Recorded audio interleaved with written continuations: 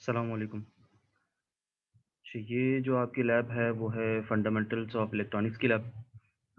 इस लैब का बेसिक मकसद जो है वो डीसी सर्किट्स के बारे में जानना, डायोड, सेमीकंडक्टर्स वगैरह जैसी इलेक्ट्रॉनिक्स से रिलेटेड जो भी चीज़ें हैं उसके बारे में मतलब डिटेल में पढ़ना कि कैसे ये इक्विपमेंट्स काम करते हैं और जो डिवाइसेस हम यूज़ करेंगे उनके पीछे क्या सर्किट्स मौजूद होते हैं और वो कैसे ऑपरेट होती हैं।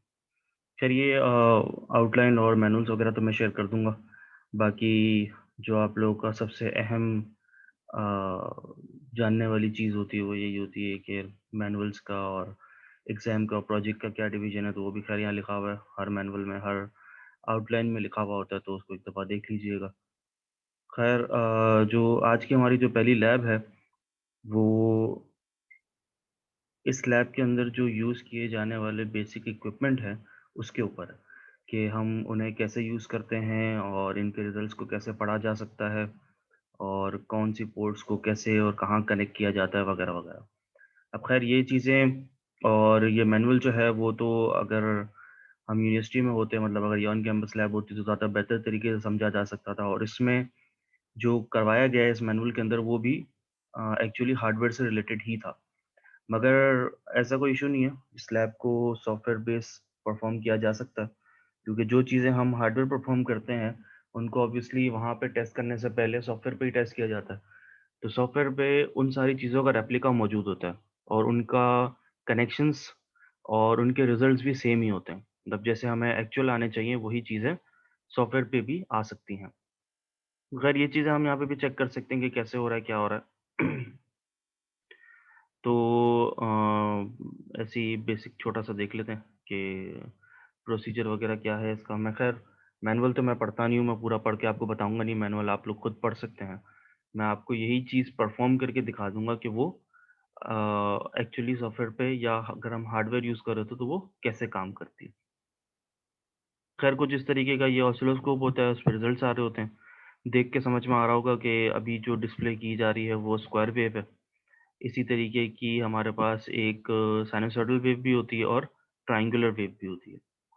तो आई थिंक कि मैं सॉफ्टवेयर पे परफ़ॉर्म करके दिखा देता हूँ कि कैसे यूज़ होती हैं और कैसे लगती हैं। यहाँ पे देखें, यहाँ पे बनी हुई है कि पहली जो हमारी पर्पल कलर में जो शो हो रही है वो साइनसॉइडल है, देन इसके बाद स्क्वायर वेव है, देन ट्रायंगुलर वेव है और एंड में सॉटूथ वेव है। तो मेरे ख़्याल में जो हम यूज़ कर रहे होंगे फ़ंक्शन जनरेटर उसके अंदर सॉटूथ नहीं है, उसके अंदर ट्रायंगुलर, स्क्वायर और साइन वेव है। तो उसको चेक कर लेते हैं कि वो कैसे हो रहा है। अच्छा मैंने पहले ही बता दिया था कि इस लैब को करने के लिए आपके पास मल्टीसिम होना ज़रूरी है, तो मैंने कह दिया था कि वो इंस्टॉल करके रख लेना। ख़ैर मल्टीसिम भी दूसरे सॉफ्टवेयर्स की तरह ही है, प्रोटियस वग़ैरह, अगर आप लोगों में से किसी ने यूज़ किया हो, तो वो ज़्यादा डिफ़रेंस नहीं है। जिसने इनमें से कोई भी सॉफ्टवेयर यूज़ नहीं किया, मेरे ख़्याल में मल्टीसिम तो आप लोगों ने एलसीए में भी यूज़ किया होगा, तो इतना कोई टफ़ नहीं है। ये हमारे पास कुछ ऑप्शंस होते हैं यहाँ पे, जिसके थ्रू हम कंपोनेंट सेलेक्ट कर सकते हैं और यहाँ पे राइट साइड पे हमारे पास कुछ चीज़ें होती हैं, जिनके थ्रू हम अ, अपने दिए हुए सिग्नल्स को मेज़र भी कर सकते हैं, व्यू भी कर सकते हैं और सिग्नल्स जनरेट भी कर सकते हैं। तो अगर मैं यहाँ पे क्लिक करूँ तो यहाँ पे देख सकते हैं मुख्तलिफ़ चीज़ें हैं। मुझे कोई भी पावर सोर्स चाहिए या क्लॉक सोर्स चाहिए या कोई भी मैंने ऐसी चीज़ है जो जनरेट करवानी है, कोई भी सिग्नल जहाँ जनरेट करवाना है तो वो चीज़ें यहाँ मैं यहाँ से पिक कर सकता हूँ। पावर सोर्सेस, इसके अलावा voltage supplies, then current supplies, इसी तरीके से और भी चीज़ें हैं जिनमें यहाँ से यूज़ कर सकता हूँ। अच्छा ये सप्लाई सारी इसलिए आ रही है क्योंकि यहाँ पे सोर्सेस सेलेक्ट किया हुआ है। अगर मैं इसमें कहीं चले जाऊँ बेसिक में तो यहाँ पे मेरे पास रेज़िस्टर्स, कैपेसिटर्स, इंडक्टर, सॉकेट्स, स्विचेस, रिलेज़ सब कुछ अवेलेबल है। तो जो चीज़ें हमें चाहिए हम वो चीज़ सेलेक्ट कर सकते हैं। ऑल ग्रुप पे रखूँगा तो ज़ाहिर-सी बात है कॉमन सेंस है कि कोई भी चीज़ सर्च करूँगा तो वो मुझे फ़ौरन से मिल जाएगी। अब वो सप्लाई हो, ट्रांजिस्टर हो, रेज़िस्टर हो, कैपेसिटर हो, सप्लाई हो, कुछ भी हो। तो ख़ैर अभी इस मैनुअल के अंदर हमारे पास 3-4 चीज़ें लिखी हुई थी कि हम मल्टीमीटर चलाना सीख लें, ऑसिलोस्कोप, फंक्शन जनरेटर और आई थिंक एक और चीज़ थी। देख लेते हैं।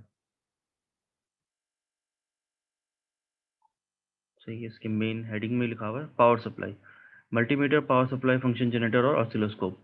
अब मल्टीमीटर और पावर सप्लाई कैसे यूज़ होता है, आई होप कि मुझे बताने की ज़रूरत नहीं है।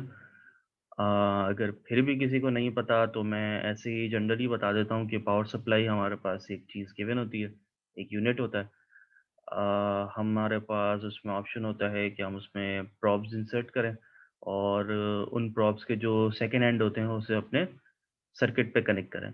एंड देन हमारे पास उस पावर सप्लाई के ऊपर कुछ नॉब्स गिवन होती हैं जो करंट और वोल्टेज को कंट्रोल कर रही होती हैं। तो हमारे सर्किट को जितना भी वोल्टेज और करंट रिक्वायर्ड होता है वो हम उन नॉब्स के थ्रू सेट कर सकते हैं।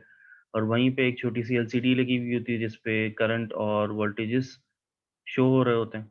तो जो भी हमें रिक्वायर्ड होता है हम वहाँ पे अपनी नॉब को लाके स्टक कर देते हैं और जो भी वोल्टेजेस वहाँ पे शो हो रहे होते हैं वही सेम हमारे सर्किट पे पहुँच रहे होते हैं।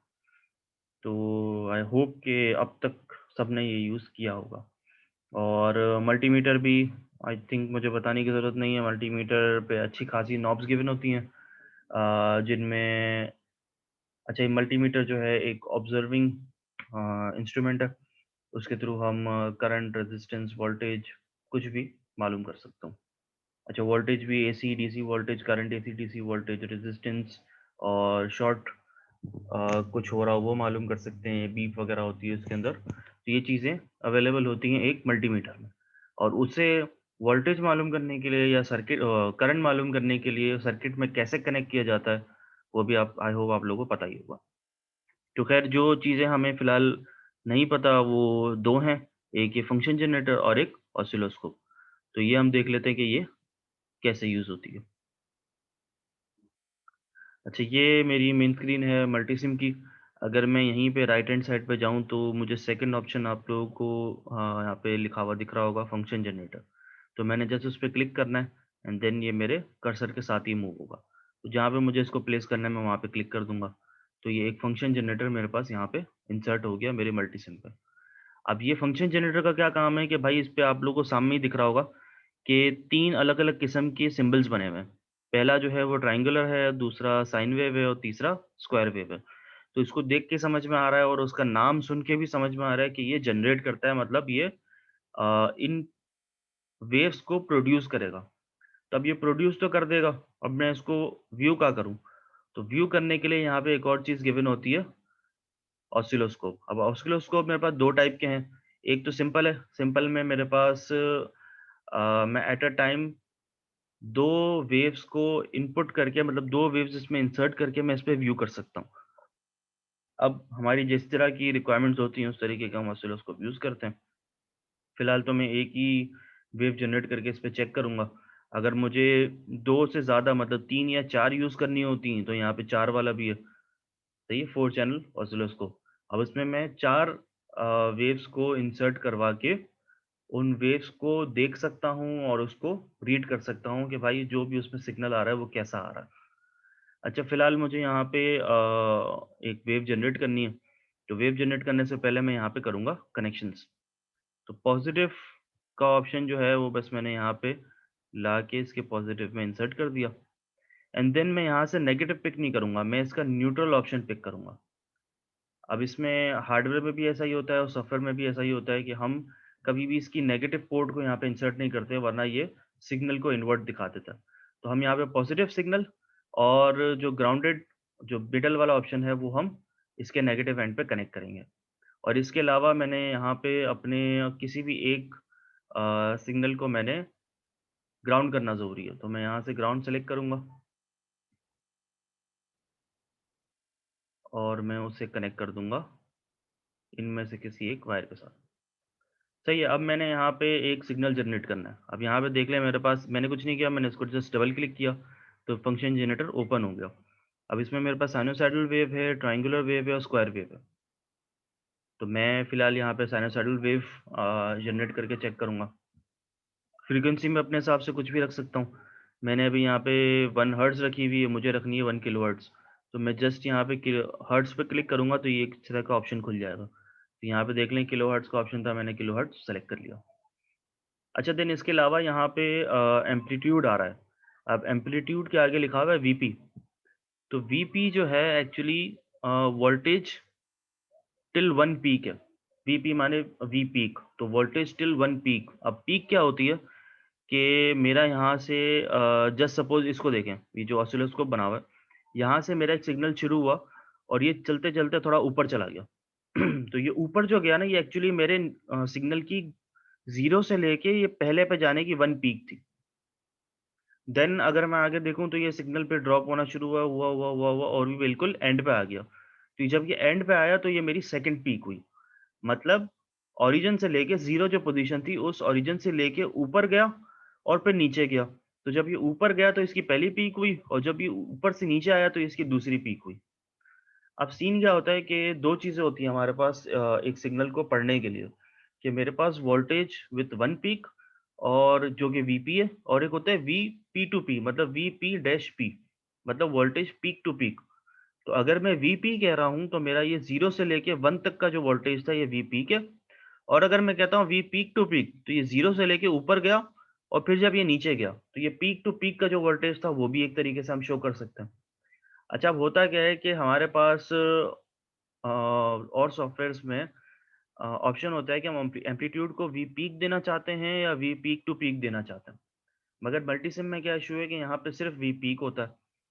तो हमें मजबूरी है कि अगर हमें पीक टू पीक भी चाहिए, तो हमें वी पीक के हिसाब से पीक टू पीक बनाना पड़ेगा। मतलब अगर मैं चाहता हूँ कि मुझे यहाँ 1 पे और फिर यहाँ 1 पे जाने में, मतलब ये पीक टू पीक में मुझे 2 वोल्ट चाहिए, तो मैं वी पीक जो है वो 1 रखूँगा।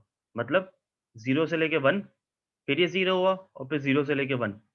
तो ये 1 और ये 1 2 हो गया, तो मेरा वी पीक टू पीक 2 हो गया, जो कि मैं एक्चुअली चाह रहा था।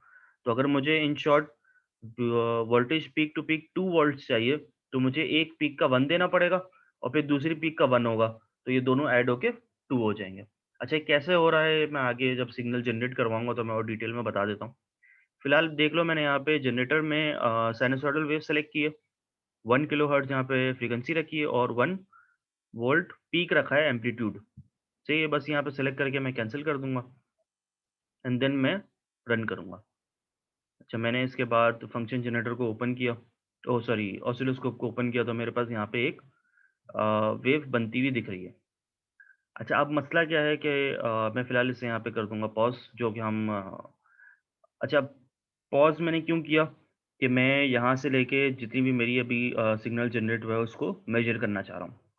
जो हमारा एक्चुअल ऑसिलोस्कोप होता है, उसमें इतनी तेज़ी से ये वेव जनरेट हो रही होती है कि उसमें ज़्यादा हमें पॉज़ नहीं करना पड़ता। अब वो इतनी तेज़ी से जनरेट हो रही होती है कि हमें वो एक ही जगह पे मौजूद दिखती है, कि वो मूव नहीं हो रही, वो अपनी जगह पे स्टक हो जाती है, वो इतनी तेज़ी से मेरे पास सिग्नल जनरेट हो रहा होता है। अच्छा ख़ैर, मैंने यहाँ पे इसे पॉज़ कर दिया। अब मैं यहाँ पे अपनी वेव को थोड़ा पढ़ना चाह रहा हूँ। तो पढ़ने के लिए मुझे क्या करना पड़ेगा कि मुझे इस वेव को थोड़ा बड़ा भी करना पड़ेगा, विज़िबल भी करना पड़ेगा और ऐसा बनाना पड़ेगा कि मैं इसे समझ पाऊँ। अच्छा, इसमें एक चीज़ और देख लें कि यहाँ पे एक मेरे ग्राफ़ पेपर की तरह कुछ बॉक्सेस बने हुए हैं। तो इन बॉक्सेस को पढ़ने का तरीका क्या होता है कि ये मेरी जो वर्टिकल लाइन होती है ना, ये एक्चुअली मेरे वोल्टेज को डिनोट कर रही होती है और जो मेरी हॉरिज़ॉन्टल लाइन है, ये मेरे टाइम को डिनोट कर रही है। तो अब ये टाइम हो गया और ये वोल्टेज हो गया। तो यहाँ पे देखें, ये चैनल 1 जो है, ये वोल्टेज पर डिवीज़न बता रहा है। तो ये एक्चुअली जो ये स्ट्रेट लाइन है ना, ये अगर एक बॉक्स को मैं देखूँ तो ये इस बॉक्स की जो स्ट्रेट लाइन है, ये मेरा वोल्टेज पर डिवीज़न है। और जो मेरी इस बॉक्स की जो ये और नीचे हॉरिज़ॉन्टल वाली जो स्ट्रेट लाइन है एक बॉक्स की, वो मेरा मिलीसेकंड पर डिवीज़न फ़िलहाल बता रहा है। तो मैं इसको चेंज कर सकता हूँ, मतलब इन शॉर्ट सेकंड पर डिवीज़न है ये। अब वो मिलीसेकंड है, माइक्रोसेकंड है, कुछ भी है, वो मैं यहाँ से चेंज कर सकता हूँ। और दूसरी बात ये है कि मैं चैनल 1 को सिर्फ़ इसलिए पढ़ रहा हूँ क्योंकि मैंने अभी सिर्फ़ एक सिग्नल ऑसिलोस्कोप में इनपुट किया। अच्छा, अब मैं चाहता हूँ कि मैं इसको थोड़ा विज़िबली पढ़ सकूँ, तो मैं फ़िलहाल अपने वोल्टेज के डिवीज़न को कम कर रहा हूँ। मैं अभी ले आया इसको 1 वोल्ट पर डिवीज़न पे और मैं टाइम डिवीज़न भी थोड़ा कम कर देता हूँ। मैं इसे ले आया 1 मिलीसेकंड पर डिवीज़न पे। अच्छा, अब मैंने यहाँ पे जो इनपुट दिया था, वो दिया था 1 किलोहर्ट्ज़ की फ्रीक्वेंसी और 1 volt peak to peak. Oh sorry, 1 volt peak. मतलब अगर मैं पीक टू पीक देखूँ तो 1 वोल्ट ऊपर जा रहा है, 1 वोल्ट नीचे जा रहा है, मतलब 2 वोल्ट पीक टू पीक आना चाहिए मेरे पास। अब हम इसको इसमें पढ़ के देख लेते हैं। अच्छा, स्केल में आपके पास लिखा हुआ है 1 वोल्ट पर डिवीज़न। मतलब ये ओरिजिन से लेके ऊपर तक अगर मैं गया तो ये जो मेरा एक डिवीज़न है वो 1 वोल्ट का है। तो ये 1 वोल्ट मतलब 0 से लेके पीक तक गया तो ये 1 वोल्ट होना चाहिए था। तो ये बात तो यहीं प्रूव हो गई कि मैंने यहाँ पे जब 1 वोल्ट पीक दिया था, तो ये 0 से लेके 1 वोल्ट पीक आ गया क्योंकि मेरा वर्टिकल स्केल की जो एक बॉक्स की जो डिवीज़न है वो मैंने यहाँ पे रखी है 1 वोल्ट पर डिवीज़न। मतलब उस डिवीज़न का वर्टिकल स्केल जो था वो 1 वोल्ट था। तो ये 1 वोल्ट पीक तो मेरा डिफाइन हो गया। अब मैंने 1 वोल्ट पीक दिया था मतलब पीक टू पीक मेरा 2 वोल्ट्स है। अगर मैंने इसे कन्फर्म करना है तो मैं इसको रख के यहाँ पे देख सकता हूँ मतलब मैंने अभी इसको एक पोज़ीशन पे रखा मतलब एक क्रस्ट पे रखा और एक को ट्रफ पे रखा। तो यहाँ पे शो हो रहा है 1.992 वोल्ट है जो कि एक्चुअली हम अज़्यूम कर सकते हैं कि 2 वोल्ट के बराबर ही होगा। मतलब ये 0 से लेके 1 वोल्ट यहाँ पे आ रहा है, ये रहा येलो वाली लाइन और 0 से लेके 1 वोल्ट ब्लू वाली लाइन यहाँ आ रही है। मतलब ये एक्चुअली मेरे पास 2 volt peak to peak generate हो रहा है, जो कि प्रूफ हो गया यहाँ से।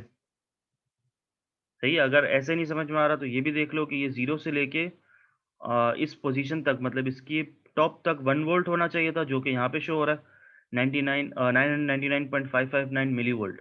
इसे अज़्यूम किया जा सकता है कि ये 1 वोल्ट है, सही है? और इसे भी अज़्यूम कर सकते हैं 0 से लेके 992.894 मिलीवोल्ट तक आ रहा है। अच्छा ये एक सॉरी गलती ये है कि ये वाली जो लाइन है ये 1 है, मतलब ब्लू वाली जो माइनस में आ रही है ये ब्लू वाली है और ये पॉज़िटिव वाली जो है वो येलो वाली है। मगर उससे कोई फ़र्क नहीं पड़ता, ये माइनस तो नहीं करेगा। बस ये बता रहा है कि इसका पोज़ीशन किस तरफ जा रही है, एक नेगेटिव की तरफ जा रही है, एक पॉज़िटिव की तरफ जा रही है। तो दोनों ऑलमोस्ट 1 वोल्ट हैं। और इन दोनों को अगर ऐड किया जाए तो 1.992 वोल्ट होता है जो कि ऑलमोस्ट 2 वोल्ट के बराबर है। तो एक सिग्नल को हम कैसे पढ़ के कंफर्म कर सकते हैं कि जो हमने जनरेट करवाया था वैसा ही रिज़ल्ट आया है या नहीं? तो ये हमें कंफर्म हो गया कि भाई हमने जो वोल्ट दिया था, वो वोल्ट हमें वापस मिल गया।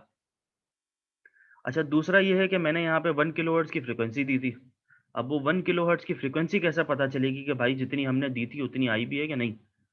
तो हमने क्या किया कि हमने अपने जो किसी भी एक कर्सर को ले लो और हमने उसको उस पोजीशन पे रखा जहाँ से हमारा कोई भी एक सिग्नल शुरू हो रहा है। तो ये सपोज़ कर लो कि यहाँ से मेरा सिग्नल शुरू हो रहा है और मैंने ये देखना है कि ये सिग्नल दोबारा रिपीट कब होगा। तो अच्छा तो ये देखो ये यहाँ से सिग्नल चलना शुरू हुआ, यहाँ पे आया, यहाँ पे आके ख़त्म हो गया। अब इस पॉइंट पे मैं ये ब्लू पे रख देता हूँ। इस पॉइंट पे आने के बाद ये सिग्नल दोबारा रिपीट हो रहा है। सही है? ये जो मैंने येलो और ब्लू के अंदर जो सिग्नल रखा हुआ है अगर देखा जाए तो यही सिग्नल अब हर दफ़ा दोबारा-दोबारा रिपीट हो रहा है। तो मुझे ये रिपिटिशन देखने की कोई ज़रूरत नहीं है। मैं बस ये देखूँगा कि ये एक दफ़ा जो एक सिग्नल पूरा बना था, उसका टाइम पीरियड क्या था? तो वो टाइम पीरियड मुझे यहाँ पे मिल रहा है 1.007 मिलीसेकंड। तो आई होप कि मुझे ये बताने की ज़रूरत नहीं है कि फ्रीक्वेंसी का फ़ॉर्मूला क्या होता है। अगर फ्रीक्वेंसी के फ़ॉर्मूले में मैं टाइम को रखूँ मतलब f is equal to 1/t में मैं इस मिले हुए टाइम को रखूँ जो कि 1 पॉइंट अज़्यूम कर लो 1 ही है। तो 1 मिलीसेकंड को अगर मैं रखूँ तो वो फ्रीक्वेंसी में क्या होगा? जो 10 की पावर -3 है वो ऊपर जाके +3 हो जाएगी।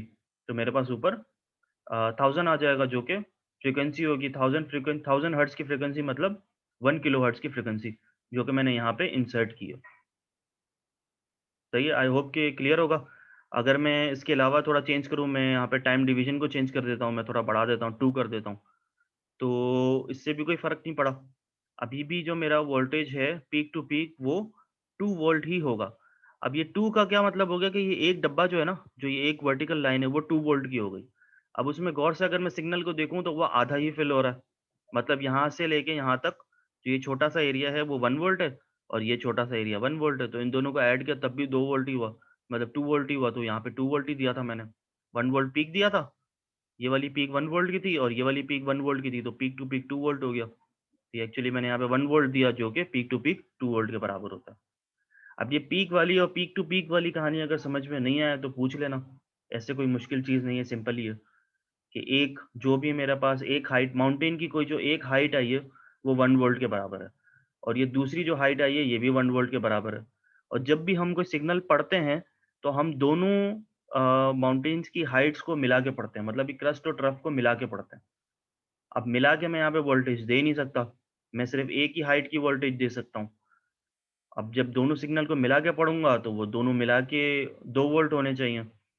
अब अगर मैं चाहता कि भाई मेरा एक जो हाइट है वो 2 वोल्ट की हो, तो मैं जस्ट यहाँ पे इसको 2 कर दूँगा, दोबारा रन करूँ, सही है? अब देखो अब ये वो हो गया जो मुझे चाहिए था। अब मेरा क्या हो गया कि ये वाली जो हाइट थी ये 2 वोल्ट के बराबर हो गई और ये वाली हाइट भी 2 वोल्ट के बराबर हो गई, तो पीक टू पीक मेरा कितना हो गया? 4 वोल्ट और इसे मैं पढ़ भी सकता हूँ। मैंने एक पॉइंट को यहाँ रखा और दूसरे को टर्फ पे रखा। ये देखो 3.998 वोल्ट आ गया मेरे पास, जो कि एक्चुअली 4 वोल्ट के बराबर है।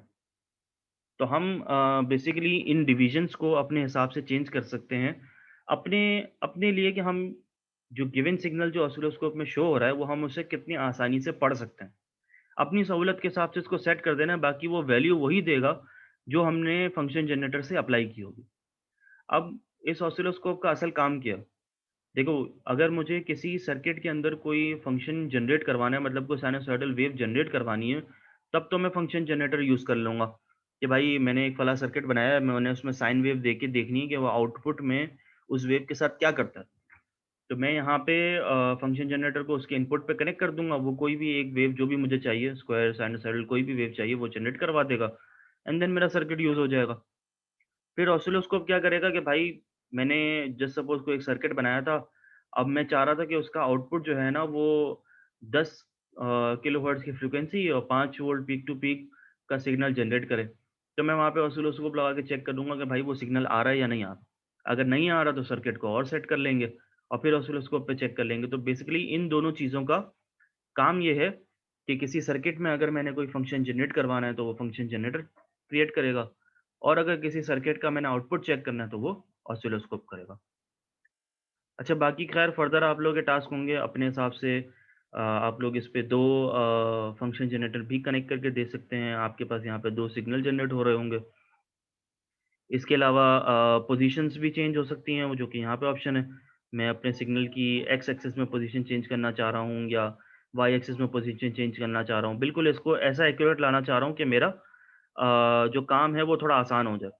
अब मैं जिस तरह यहाँ पे एक चीज़ करके बता देता हूँ।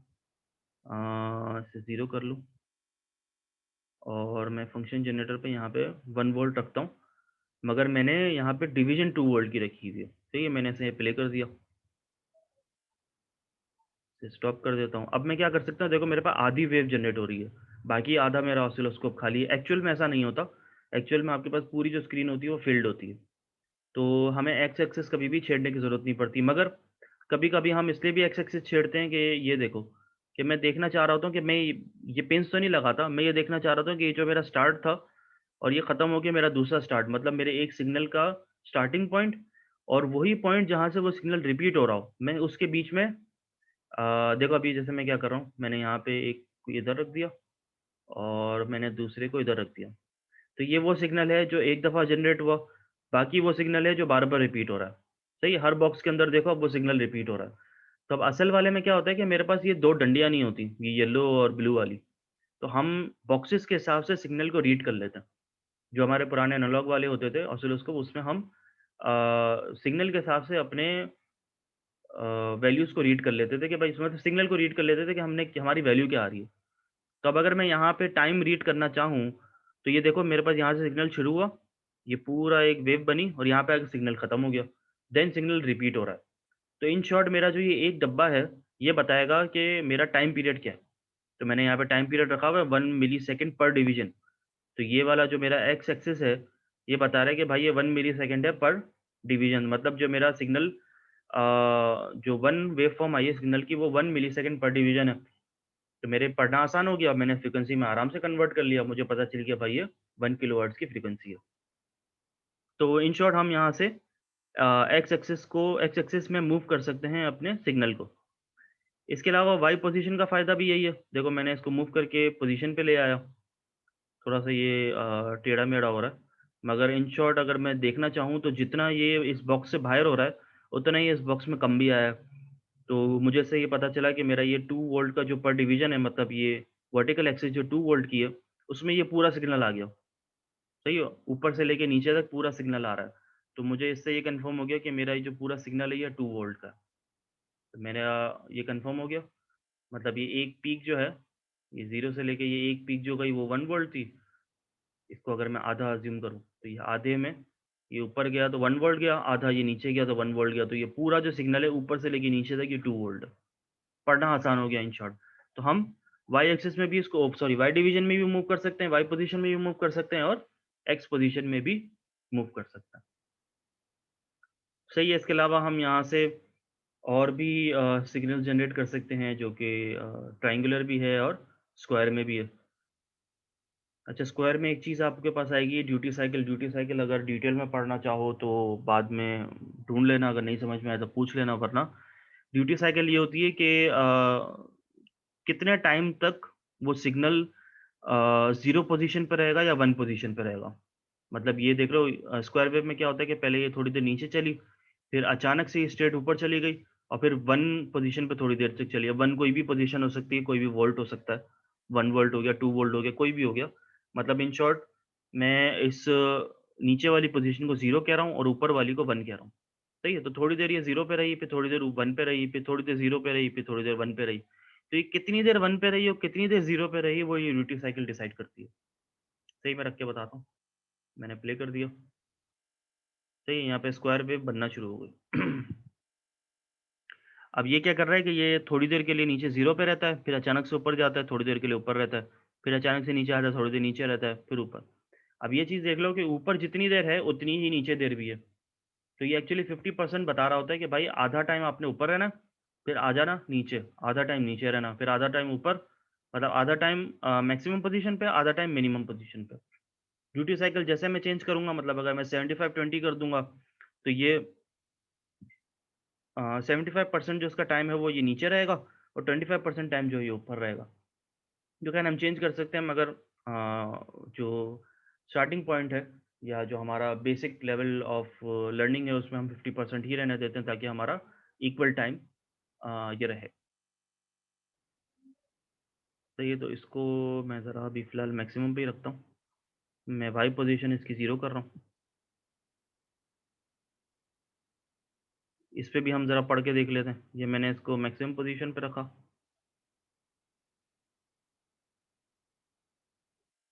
सही है। इसमें बिल्कुल एग्जैक्टली 2 वोल्ट जनरेट हो रहा है।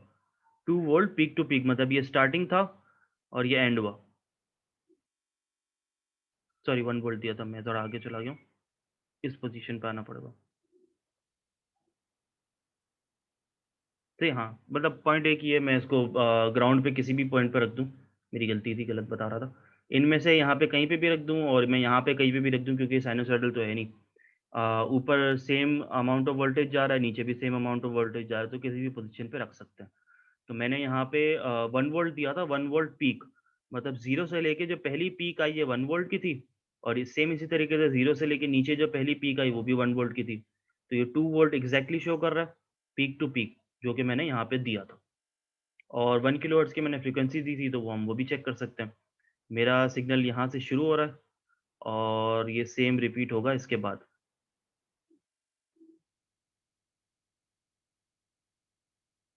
तो ये थोड़ा सा ये आगे पीछे हो रहा है, -970.149 माइक्रो सेकेंड आ रहा है। तो अगर मैं इसे कन्वर्ट करूँगा, थोड़ा आगे जाऊँ, तो ये बहुत ज़्यादा आगे जा रहा है। तो ये इस पोजीशन पे रखना पड़ेगा क्योंकि थोड़ा आगे हो गया है ना। तो इस पे भी क्या आ रहा है मेरे पास, 1.007 मिली सेकेंड। अगर मैं मिली सेकेंड को कन्वर्ट करूँगा टू नोइंग द फ्रीक्वेंसी, मतलब 1/t, तो मेरे पास 1 किलो हर्ट्ज़ की फ्रीक्वेंसी आ जाएगी। तो बस ये इतनी सी छोटी सी लैब थी। आपने फंक्शन जनरेटर और ऑसिलोस्कोप लगा के अपनी वैल्यूज़ चेक करनी है कि हम सिग्नल क्या दे रहे हैं और जो सिग्नल दे रहे हैं वो वेरीफाई हो रहा है या नहीं। अच्छा, इस लैब के आपके कुछ टास्क थे जो नीचे गिवन है कि आपने 3 साइनसॉइडल की वेव्स जनरेट करनी है, उनमें वोल्टेजेस चेक करना है और उनकी फ्रीक्वेंसी और वोल्टेजेस कंफर्म करने के जो हमने अच्छा, अभी ये माइनस यहाँ पे जो आ रहा था 1.007 मिलीसेकंड, तो आप एग्जैक्टली 1.007 मिलीसेकंड पे ही कैलकुलेट करके फ्रीक्वेंसी बताएंगे। और वोल्टेजेस भी अगर 4 वोल्ट के बजाय 3.998 आ रहा हो, तो आप वही एग्जैक्टली वोल्टेजेस लिखेंगे जो फंक्शन जनरेटर में और जो ऑसिलोस्कोप में शो हो रहा है। तो आपने क्या करना है, 3 वेव्स जनरेट करवानी है और उनके वोल्टेजेस और फ्रीक्वेंसीज़ मालूम करनी है, ऑसिलोस्कोप पे चेक करनी है।